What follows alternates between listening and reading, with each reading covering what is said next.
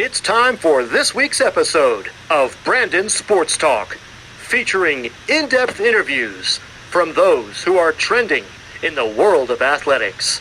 And now, here's the host of Brandon Sports Talk, Brandon Pate.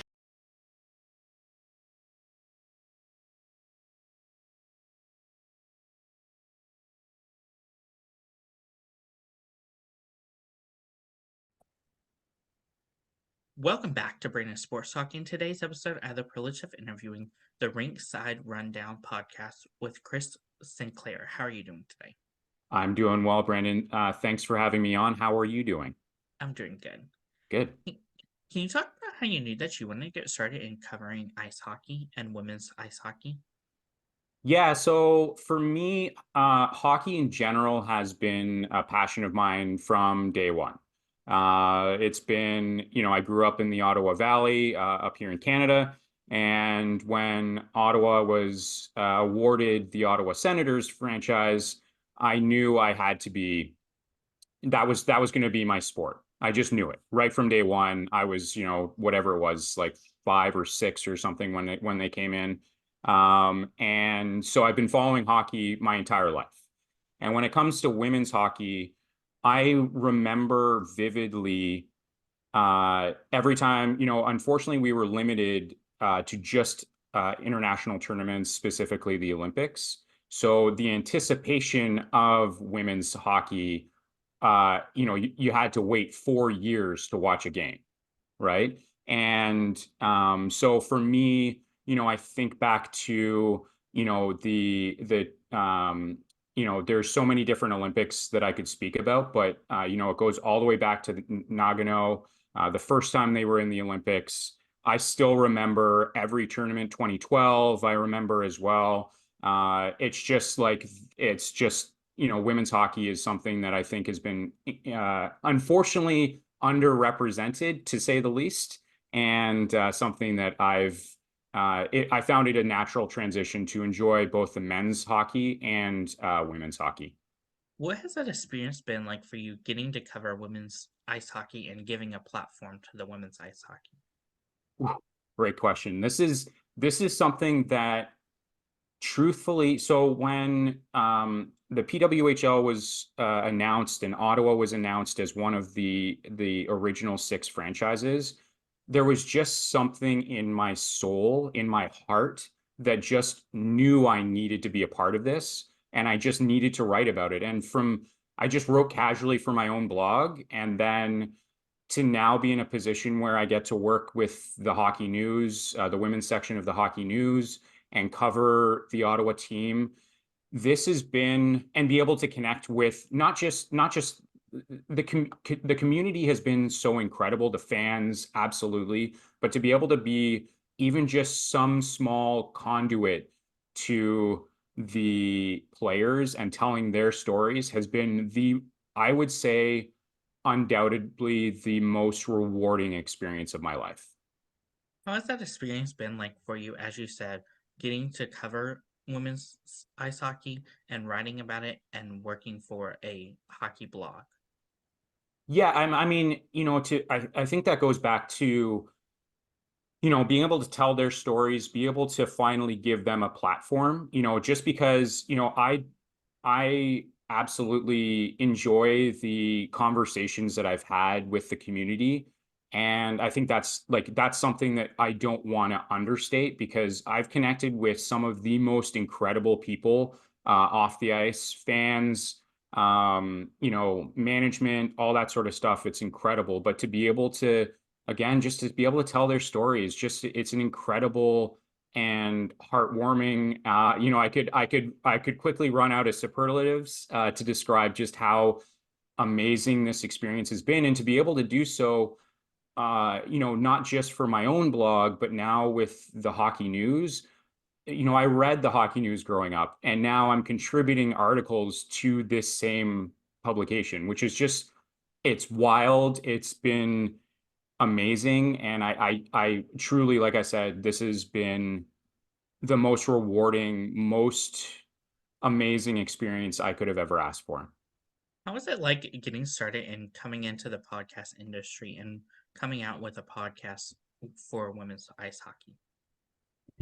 I think it's easy to become discouraged with the podcast scene right now, not because there aren't good podcasts out there, but because there are so many good podcasts out there that you immediately start feeling overwhelmed or maybe a little bit discouraged throughout the initial steps, coming up with a concept. Is it going to work? Is it not going to work?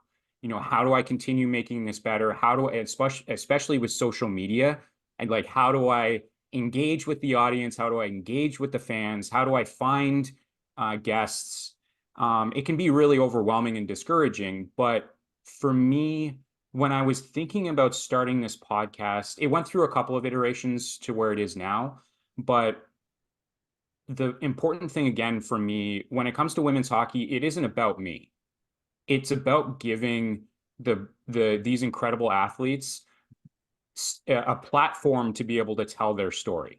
So for me, it wasn't, I didn't really think about making this podcast about me analyzing games or, you know, telling, it's sort of like this sort of standard sort of thing. I wanted it to be an opportunity for me to connect with athletes, whether they're in the PWHL, they're playing internationally, it doesn't matter, but to be able to have an opportunity to tell their story in their words. It's not me researching a player and being like, hey, this is a player you should be paying attention to. It's no, here's the actual player, and we're going to talk to her right now. And that to me means way more than anything else. Of course, what was it like for you coming up with the name of your podcast, The Rinkside Rundown? Yeah, so I worked with my boss at the podcast network, and we kind of went through a couple of iterations, and there was just something we landed on a few different options, and there was just something fun about Rinkside Rundown. Like, there's something fun about alliteration, and for me, like, it just flows. It's super easy to remember. It's catchy, and it just I don't know. It makes me. It evokes sort of the like your rinkside reporter is kind of how I thought about it, and that's kind of at that point I hadn't become accredited with the PWHL, but it kind of with the desire or interest in being able to interview players, that rinkside reporter vibe was it just made sense. It just made sense. And it just, like I said, I saw it and I was like, I'm fairly certain I'm going to land on that one, but we can look at other ones. And then we got back to that, and I knew that was the one. Of course, for you, what made the decision for you to cover women's ice hockey versus covering both men's ice hockey and women's ice hockey? Another great question. I think for me, there are a number of different reasons. There are logistical reasons, there are personal reasons. So obviously, transparently, like, there's just a lot of men's coverage, right? There's a lot of people doing writing about men's hockey, whether it's here locally with the Ottawa Senators or wherever you're at. There are so many people covering men's hockey internationally as well as the NHL, and there aren't for women's hockey. And so, transparently, again, like, that was a factor into why I wanted to get into writing about women's hockey. But again, for me, in my soul, women's hockey means more to me than the NHL, means more to me than men's hockey. When I would growing up, when there was women's team was competing in the Olympics, that meant more to me. I would prioritize that over the men's teams.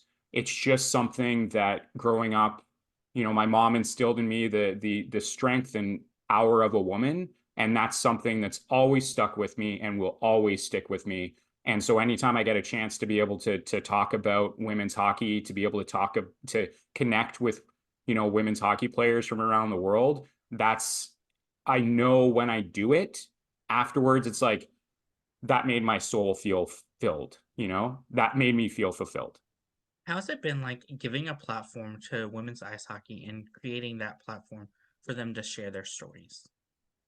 Yeah, I think it can be, especially with the new PWHL, you know, honestly speaking, there have been some bumps along the road because things happened so quickly. The league came together so quickly. The teams were decided so quickly. The names were decided, or I guess not decided. And so I would say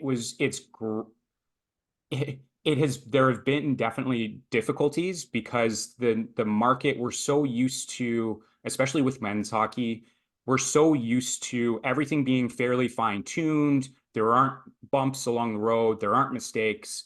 But with the PWHL, there have been because it's such a new league. So trying to, you want to be objective in your reporting, you want to be objective in what you're writing, but you also need to balance that out with being understanding that this is a new league and that there are going to be mistakes just like there are in every league.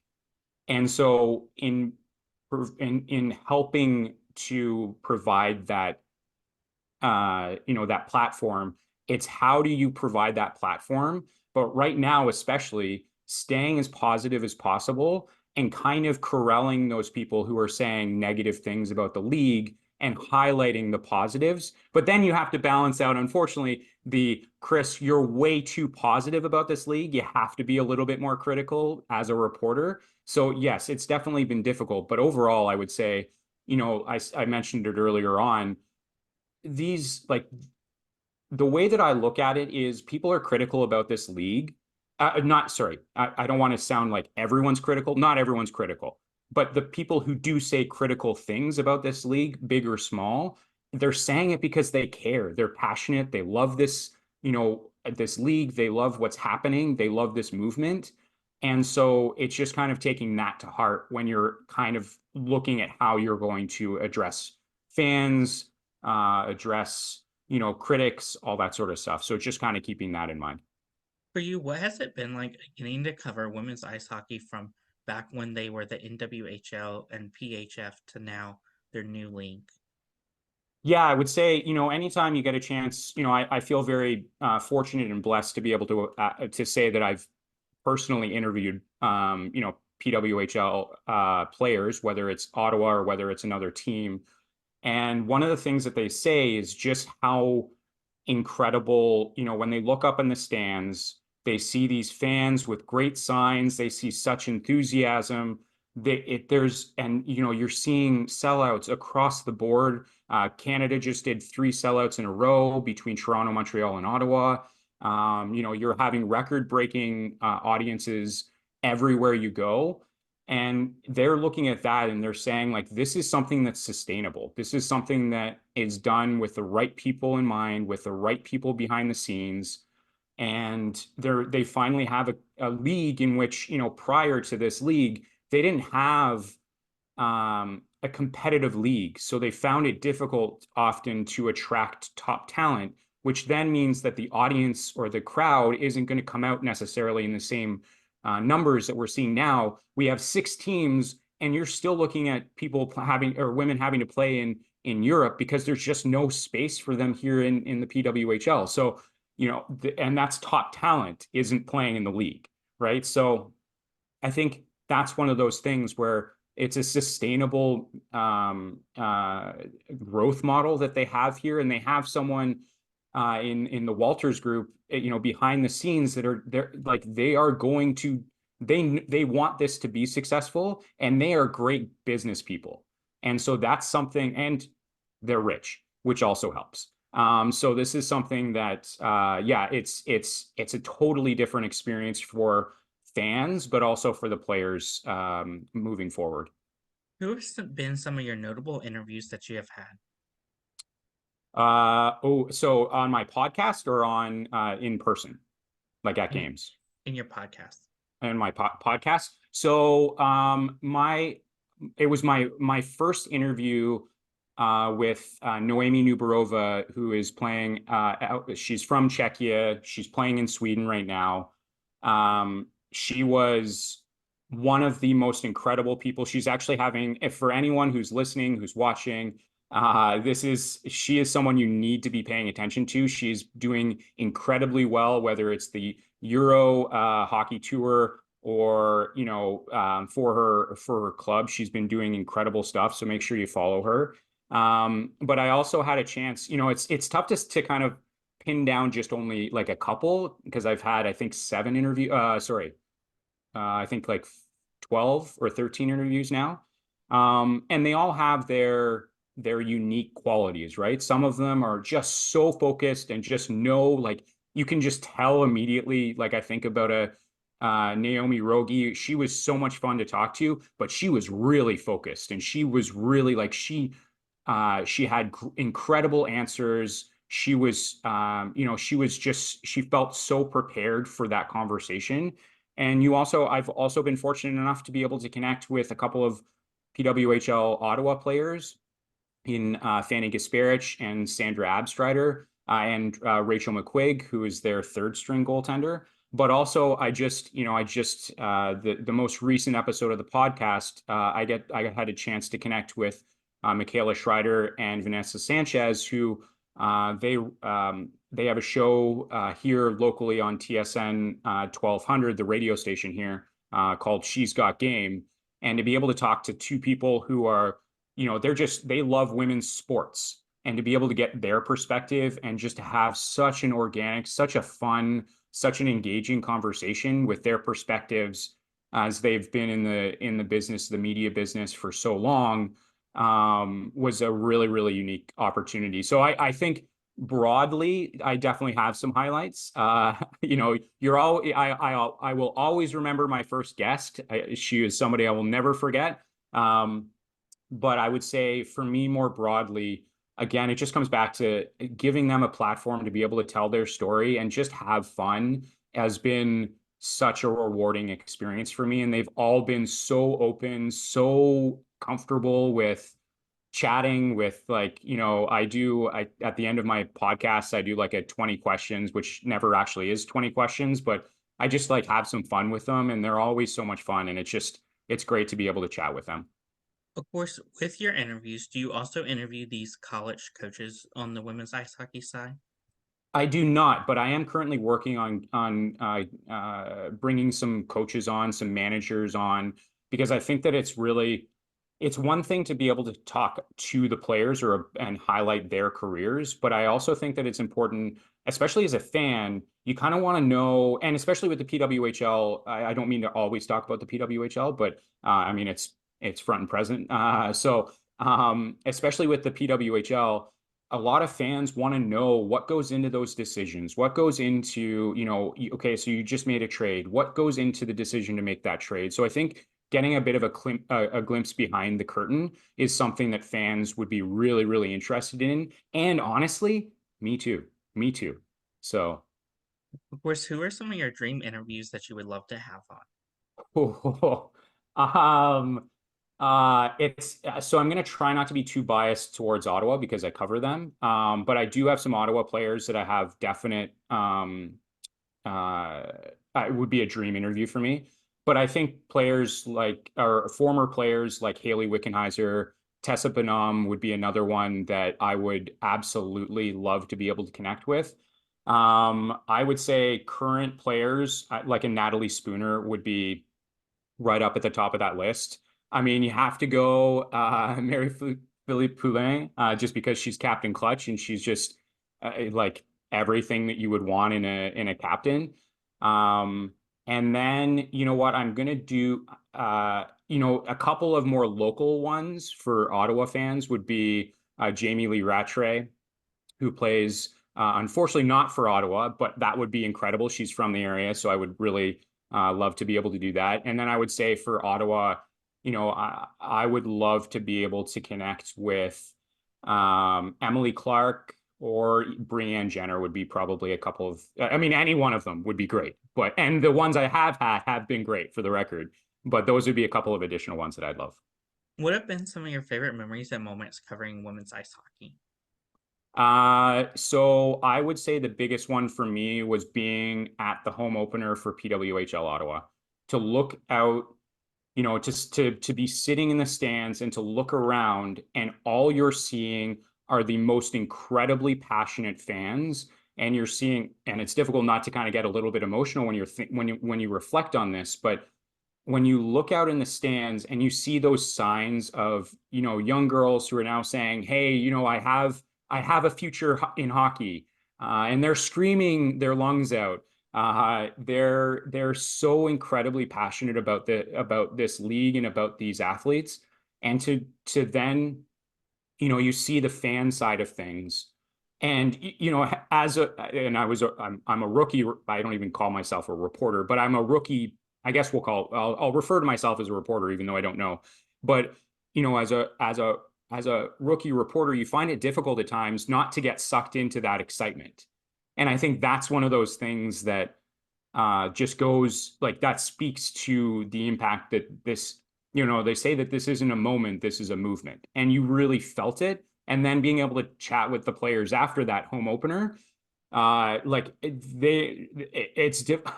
still speechless, and they were speechless at times, to not, like, it's so difficult to quantify what this moment means. But that's one of those things. And then, you go any of the games, you're seeing record turnout after record turnout. It's difficult not to be excited about the future of women's hockey, and to be, a part of it in however small a part that I'm playing is something I'll never forget in my entire life. Of course, for you and your podcast, what was that experience like getting to cover that home opener? Yeah, that home opener, um, I'm trying to think of other words I can use to describe it, because I feel like I've run through all of them considering how excited I am about women's hockey. But I would say, that home opener, that's the greatest hockey experience I've ever had.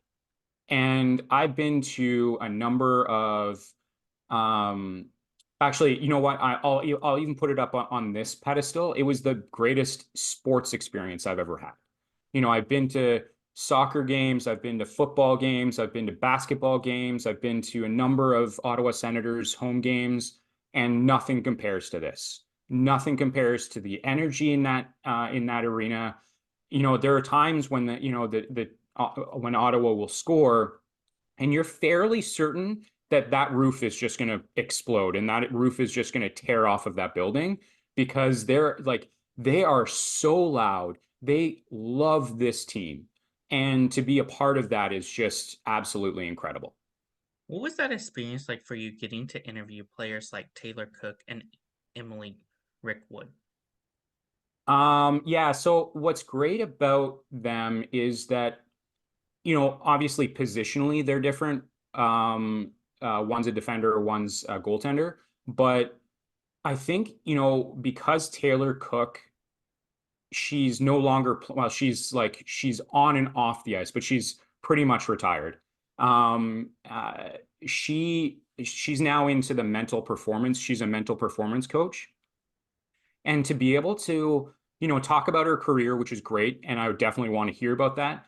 I think it's also interesting to be able to gain the insights of, from the mental side of the game, which is something that, as a fan, you're not necessarily always thinking about. You're not always thinking about what does it mean to constantly have to go onto the ice, play in front of all these fans with all this pressure, and especially as a female athlete, you don't know what your next step is going to be. It could be, now it could be the PWHL, but prior to that, it was like you were working a full-time job while also playing the sport that you loved, right? So how do you balance that? How do you, overcome those mental hurdles that are inevitable to come? They're inevitably going to come up, right? And there's so much pressure. You want to succeed, you want to have a career in hockey, but there's just nothing there. But so how do you overcome that? And with Rickwood, she's someone that, she was so honest and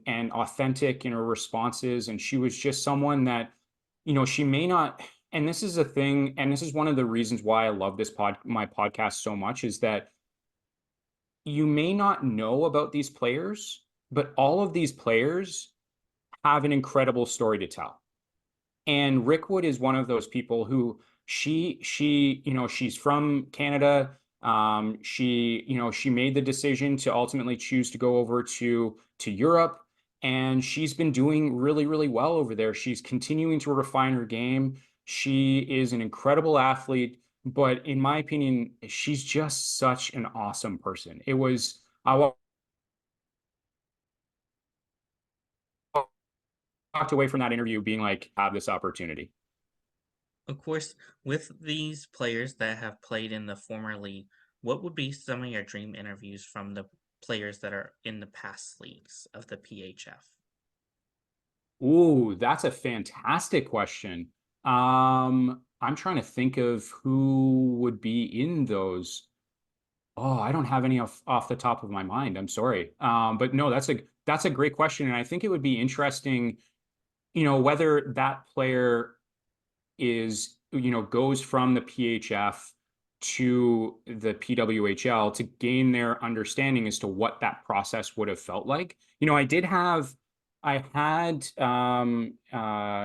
an awesome interview recently with a player who had played for the Montreal Force of the PHF.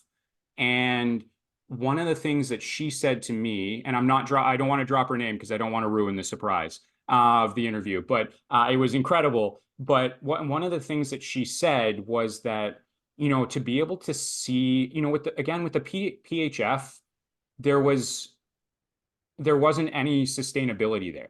And so now I think you're going to start seeing those players who may have left the PHF to go overseas. They're going to be coming back. So I don't necessarily think that that it would be a dream interview with, someone who retired from women's hockey. But I would also like to see, or to continue that conversation and to continue highlighting how much further along the PWHL is from the PHF, to be able to connect with those players and to see whether, first of all, they'd want to come over, but also to find out what their kind of expect, or what their thoughts are, rather, of or impressions are of the PWHL. For you, what would it be like to interview former players that have been in the Isabel Cup? I think so. I don't, and I apologize if I just sound like I'm repeating everything that I always say, but I think at the end of the day, any opportunity that you have to be able to chat with, whether it's on the record, whether it's off the record, so whether it's an interview or just a conversation, any female athlete is someone that you absolutely need to prioritize those conversations, because their stories, whether it's internationally, whether it's collegiate, whether it's, they're playing for they're playing in the Olympics, they're now playing in the PWHL. I think that it's just such a unique opportunity to be able to gain perspective on the growth of the game for them, which is criminally underappreciated and underrepresented. To be able to have a conversation with them, like anytime I get a chance to chat with any player, they it's never it's always very genuine. It's never, you never feel like you're getting those cliched hockey answers where it's like, oh, we should have gone this full 60 minutes, or we got to play that end-to-end game, or whatever it is, right? Or like chip it in more, whatever. It's that you get these genuine responses because they want to tell their story. They want to connect with you as a person. They want to talk to you. They're not forced to have a conversation with you. So I think that more broadly is something that I would say. What are some things that you learn now that you didn't know before getting started? Uh, when it comes to women's hockey specifically, Hmm. yeah, I would say one of those things is I didn't realize I didn't realize just how I had hoped that the athletes would be like so genuine and so enthusiastic to talk, but my experiences with hockey players, you get those cliched answers. And with these players, that's just not the case. And that's something that I wasn't expecting. I'd also say that selfishly, I didn't I didn't expect that I would feel as fulfilled as I do. I knew that I would feel fulfilled and that I would feel like I'm doing something really good or helping to do something really good for the women's game, as infinitesimal as that may be. But I didn't know that I would walk away every day feeling truthfully as emotional as I often do when I'm watching these games, but also as fulfilled. I think that's something that, again, that's something that I'll never forget in my entire life. What are some of your future plans with the Rinkside Rundown? Yeah, it's going to be continuing to expand, continuing to get, bigger and bigger interviews. I think, early on it's easy for, whether it's players, managers, whatever, to maybe not necessarily see you as as one of those big podcasts that are out there.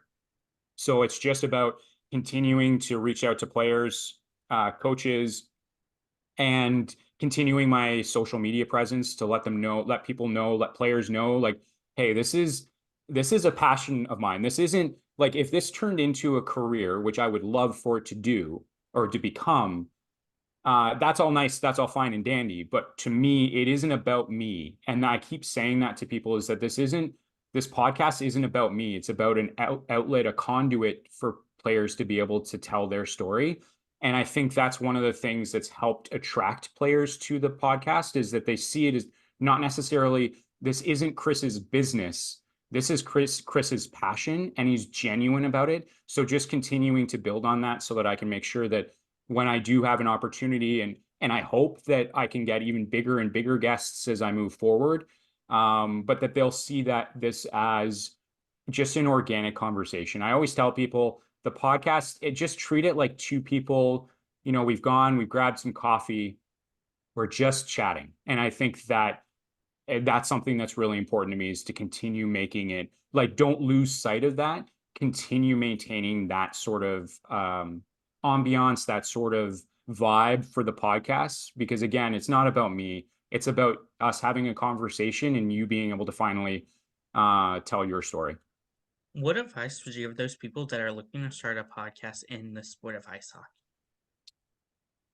I would say do it. Like, don't, it sounds silly, but just do it, as they say. Don't be discouraged by the number of podcasts that are out there. Podcasting, especially now, with, live radio, there are a lot of changes with live radio. It's easy to assume that why would I get into this? The whole media landscape is changing, but the media landscape is really changing towards things like podcasts.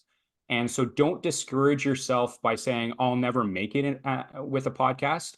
What you want to do is you want to make your podcast different than everyone else's. And part of the reason, or part of the way that you can do that, is it's not about the fanciest equipment. Don't, like, use what you have. It's not about the fanciest equipment. What it is about you.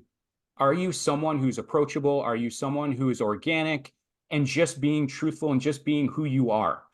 And if you can convey that through through the camera to the other person, whether it's you're doing it, maybe it's by yourself, or maybe it's with a guest, or maybe it's with, co-hosts. If you can convey you being a genuine person who's passionate about hockey, your podcast, it takes time, but your podcast will be successful because the audience will connect with you. And that's what it is, above, the fanciest lighting, the fanciest camera, the fanciest microphone. Like, don't discourage yourself by not doing it. Do it, but just be genuine.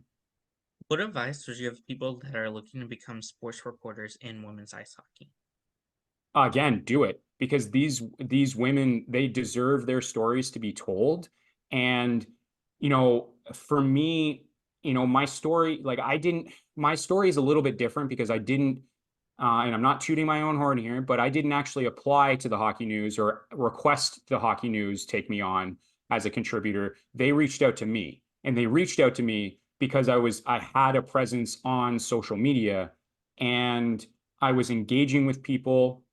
I was commenting on games. I was, when early on, when players were being signed or the draft happened, like, I was letting people know about these players, where they're from, what their career stats, whether it's collegiately or it's, in the PHF or, PWHPA or whatever other league.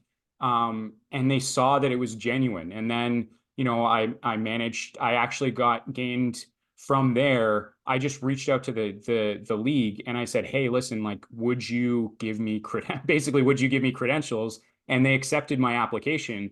And then the Hockey News reached out to me and said, hey, what kind of coverage are you providing? Because they had seen my presence on social media and how passionate I was about not just telling the stories of the big players. Those are important, but the players that people don't necessarily know much about, because that's, those role players, those third, fourth liners, the third string goaltender, whatever it may be, fans want to know about those players just as much as they want to know about, the top line center or what have you, right?